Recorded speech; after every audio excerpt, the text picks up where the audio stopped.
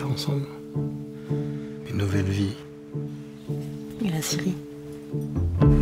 Votre chiffre d'affaires est en baisse et le cours du bois augmente. Tu veux que je fasse quoi? Que je ferme? Après tout ce qu'on a traversé, je veux juste trouver le bon moment pour lui parler.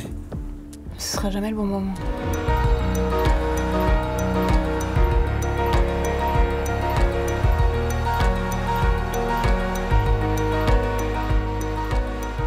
Ça n'a pas commencé?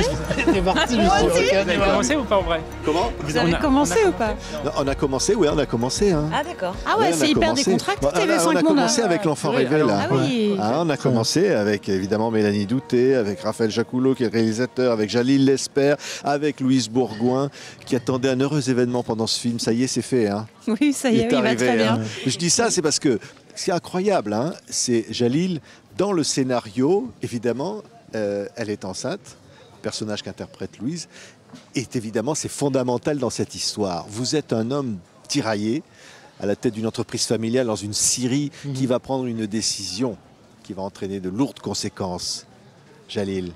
Oui, c'est un homme qui s'est construit, je dirais, dans un schéma qu'il n'a pas choisi, qui était un peu un schéma prédéterminé par sa famille, par son environnement. Ouais. Il a pris la suite de il prend la suite, du il a père. pris logiquement la suite du père, etc., sans imposer ce qu'il était. Et en fait, c'est un peu le fils parfait, le mari idéal. Voilà. C'est Mélanie qui interprète évidemment l'épouse parfaite. Il semble très heureux, très très épanoui. Vous êtes l'épouse parfaite? Je ne sais pas si je suis l'épouse parfaite, enfin on fait tout ce comme on peut en tant qu'épouse, mais elle est quand même assez autoritaire, elle décide de reprendre cette entreprise, elle lui laisse pas beaucoup de choix dans ses décisions. Oui. Ouais. Elle est assez... Mais il y a une décision qu'il voudrait prendre et qu'il n'y arrive pas, c'est avoir un enfant. Ça, c'est la nature qui décide pour eux. La nature on n'arrive pas à avoir d'enfant et c'est un peu notre drame. Et c'est un truc qui vit en plus très très mal, lui, ça l'atteint parce que il a envie, tout comme son père, son grand-père, de transmission. Et puis pour lui, ça a même une valeur énorme, presque en tant qu'homme. Et ça l'atteint dans sa virilité même. Et en fait, la rencontre qui va être le déclencheur, elle est là. Elle est là. Voilà, interprétée par Louise. Magnifique. Regardez la bande-annonce, c'est l'enfant rêvé. Pourquoi vous voulez un enfant? Parce qu'on s'aime. Tu les avais déjà rencontrés? Ouais, je crois qu'elle bosse au labo depuis pas longtemps. Là. Elle est pas mal, hein? Vous êtes retourné à l'hôpital? Ben, on va pas continuer. Adopter, c'est avoir un enfant. Non, c'est pas pareil. Et je lève mon verre aux nouvelles aventures de ma famille. S'il vous plaît. On voit évidemment dans la trame romanesque presque de cette histoire au cœur d'une nature et avec une usine de Syrie impressionnante qui fait presque peur, qui est aussi un personnage du film. Louise, Jalil est cet homme fragile qui va devoir prendre une grande décision à votre égard dans l'histoire. Une grande décision. Oui, c'est-à-dire de choisir ou pas de garder un enfant. Me suivre ou non, quoi, tout simplement. Qu'il peut avoir avec vous, mais pas avec sa femme. À sa grande surprise d'ailleurs, parce que moi je ne suis que la maîtresse. Mais ce qui est intéressant, c'est que d'abord, la première fois que j'ai lu le scénario, j'ai été surprise par le fait que ce soit vraiment inédit. Un personnage comme ça, qui a un fort désir paternel, c'est rarement vu au cinéma. Enfin, moi, j'ai jamais vu ça dans un film.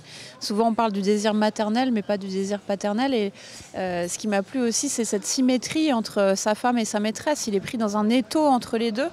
Il a un fort désir d'enfant, mais il est dépendant de sa femme et de sa maîtresse, dans un sens, pour pouvoir voir son rêve, pour que son rêve voie le jour. Donc j'ai beaucoup aimé, sachant ça, jouer quelqu'un qui est très en demande vis-à-vis de lui pour qu'il se sente un peu étouffé. Et Mélanie, dans son parcours avec son mari, la PMA, le fait qu'elle soit beaucoup dans le concret des dettes du quotidien, elle participe aussi à cette asphyxie, quoi. C'est ça qui m'a plu dans le script. Le réalisateur Raphaël Jacoulot, c'est finalement un homme qui n'arrive pas à s'approprier son propre destin. C'est ça finalement l'histoire de ce film. Oui, mais c'est un peu ce que disait Mélanie tout à l'heure. C'est un homme qui est sans choix, mais parce qu'il ne s'est jamais il s'est jamais posé la question. En fait, je pense qu'il est bien à l'endroit où il est. Il a repris cette entreprise après son père et il est plutôt a priori heureux dans ce monde-là, dans cette Syrie et dans cet univers de forêt. Mais il ne s'est jamais véritablement posé la question de sa vie, de son désir, de là où il aimerait aller. Et en fait, les circonstances vont l'amener à un endroit où il doit prendre une décision et faire un choix, justement. Et c'est ça qui le place dans une situation extrêmement difficile, parce que la prise de choix ne correspond pas du tout au schéma dans lequel on l'a éduqué, dans lequel il a grandi. Et il est perdu, c'est un homme qui est perdu. Ouais. Il est question d'héritage, il est question de transmission, il est question de... Voilà, combat. C'est beau, hein. Il y a beaucoup de choses dans ce film qui, pour moi, est un grand film populaire avec une trame, j'allais dire presque comme un moment de thriller, c'est-à-dire qu'on est dans un suspense. C'est un suspense intérieur et en même temps, il peut être question de vie ou de mort. Ce qu'il y a je trouve d'assez beau, c'était dans l'écriture, mais dans le travail de Raphaël et de Djalil, on ne juge jamais le personnage de Djalil, alors qu'on pourrait lui en vouloir d'avoir une maîtresse, alors qu'en effet le schéma a l'air déjà tout tracé. Et en fait, on se projette, même en tant que femme, je ne sais pas ce que tu en penses, Louise, mais on se projette dans cette situation-là et on se dit mais qu'est-ce que j'aurais fait moi à sa place, et on n'arrive pas à lui en vouloir, alors que quand même moi, mon point de vue dit que c'est une ordure, mais on arrive quand même à l'excuser, presque. Ouais. Oui, parce qu'il y a un moment, elle a des décisions dans la vie qui ne sont pas faciles à prendre et qui engagent tout, hein, Louise. Et la fragilité humaine est là. C'est ça qui est beau finalement dans un scénario comme ça. Ouais, puis c'est marrant, on est vraiment les deux opposés, Mélanie et moi, dans le film, parce que toi, tu es très concrète, tu existes vraiment, j'ai l'impression que tu es un personnage réel. Alors que moi, je suis presque un peu évanescent, fantasmatique, dans le sens où je suis presque le symbole de l'amour qui n'existe pas, enfin une sorte d'amour idéalisé, presque hollywoodien. Et je ne sais pas si tu as modifié ton traitement d'image avec ces deux mondes. Toi, t'en parleras mieux que moi, mais est-ce que en mise en scène, tu as traité ça de deux façons différentes, du coup ? Oui, peut-être, parce que d'autant plus que le personnage de Patricia, ton personnage, s'inscrit dans la forêt, donc un peu, dès le début du film, elle apparaît, donc il y a presque sous une forme d'apparition, et après elle apparaît dans la forêt comme une forme de rêve.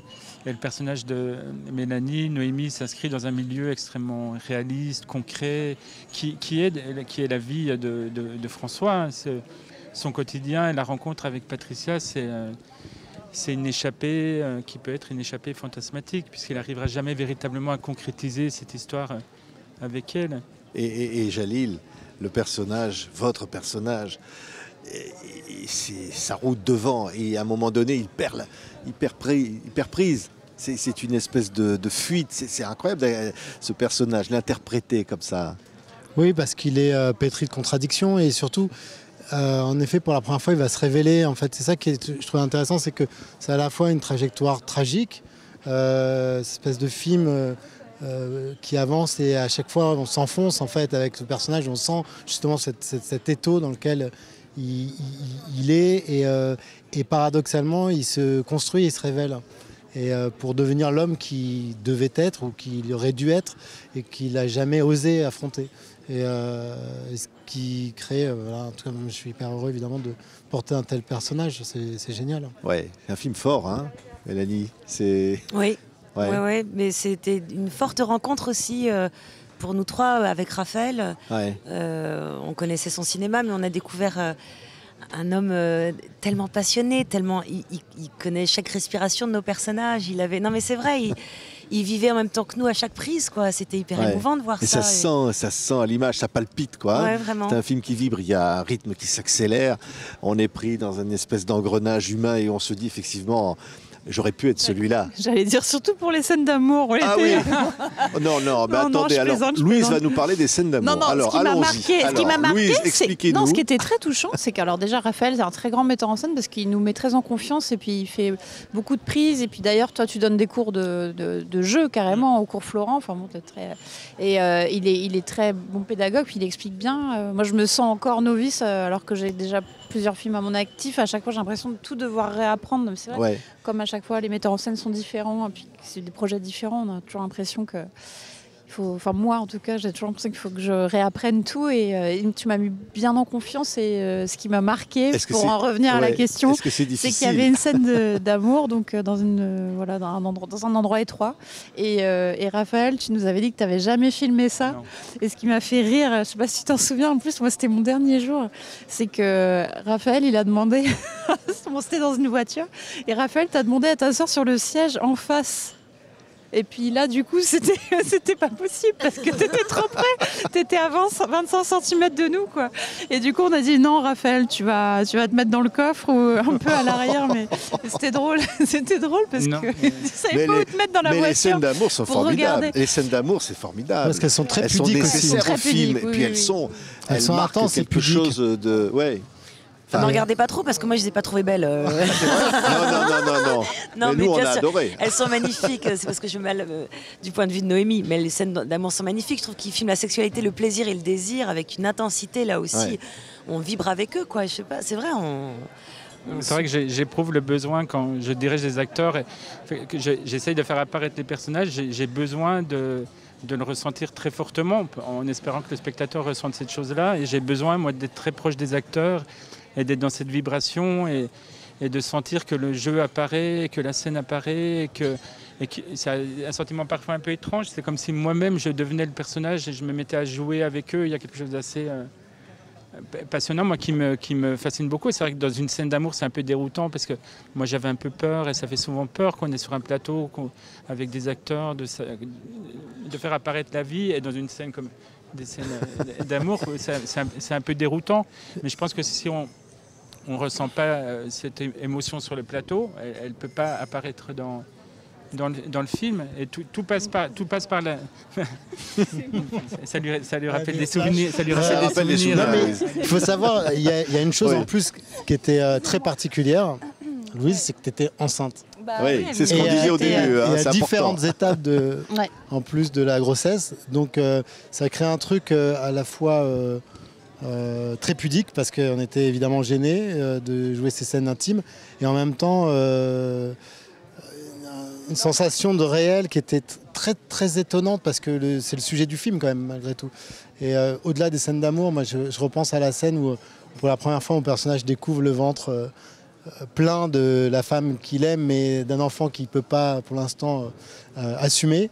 Et c'était assez vertigineux. Et je pense qu'en particulier pour Louise, parce que forcément j'étais un peu plus extérieur à ça, mais c'était un énorme cadeau de sa part de venir nous faire confiance avant tout évidemment à Raphaël. Ouais. Et du coup on était tous hyper précautionneux sur ces scènes-là.